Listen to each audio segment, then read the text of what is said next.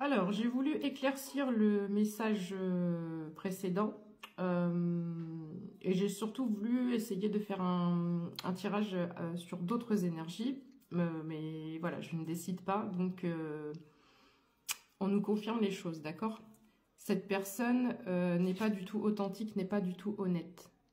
Elle va potentiellement te faire croire, essayer de revenir et te faire croire que si, mais en fait, donc on est sur des énergies avec un ou une ex-partenaire.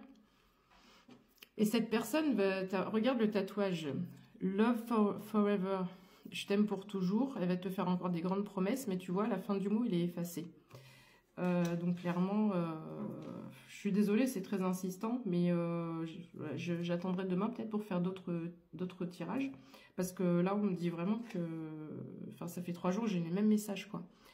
Cette personne est toujours dans des blocages. Alors là, c'est le blocage karmique, mais il y a des blocages autres. Dans le tirage précédent, on parlait d'addiction, etc. J'aime pas du tout les énergies de cette personne. C'est pas sincère, c'est pas authentique. C'est une personne qui aime les gens quand il ou elle a besoin de ces personnes, en fait. Je t'aime parce que je sais que là, tu vas pouvoir m'apporter quelque chose. C'est quelqu'un qui est profiteur, en plus. Alors ici, on a des peurs. Donc, je pense pas que ce soit les énergies de cette personne. Alors toi, tu as peut-être des peurs. Je sais pas par rapport à quoi. En tous les cas, il y a beaucoup de problèmes. Il y a beaucoup de problèmes par rapport à cette personne. Et on voit que les cartes sont un peu plus foncées. C'est un mauve noir, mauve foncé. C'est pas positif du tout.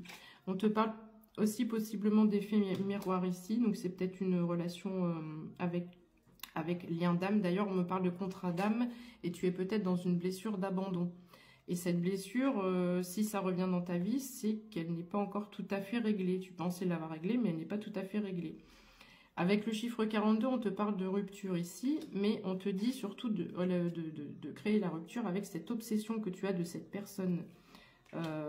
Tu dois... alors, il y aura probablement une rupture, mais toi, tu dois vraiment arrêter de penser de cette façon obsessionnelle à cette personne. On te parle d'éloignement, on te conseille vraiment de t'éloigner. On te dit reprends ton indépendance.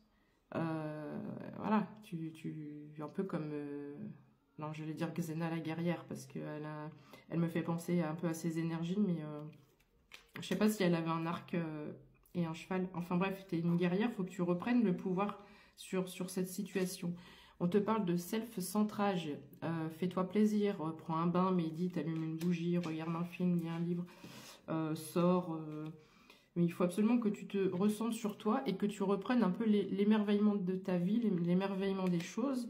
Alors si tu as des enfants, peut-être te rapprocher de tes enfants pour essayer de retrouver cette légèreté, cette joie.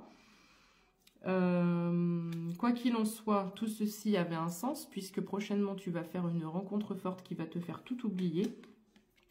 Et là, tu vas comprendre qu'effectivement, c'est une relation avec beaucoup d'évidence.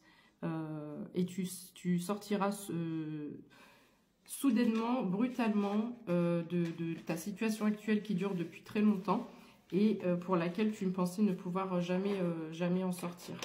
Et ça va tout, c'est comme si ça va tout raser, comme une bombe nucléaire, ça va tout raser. Et en fait, tu vas passer du coq à l'âne et tu vas complètement zapper cette relation qui te chagrine.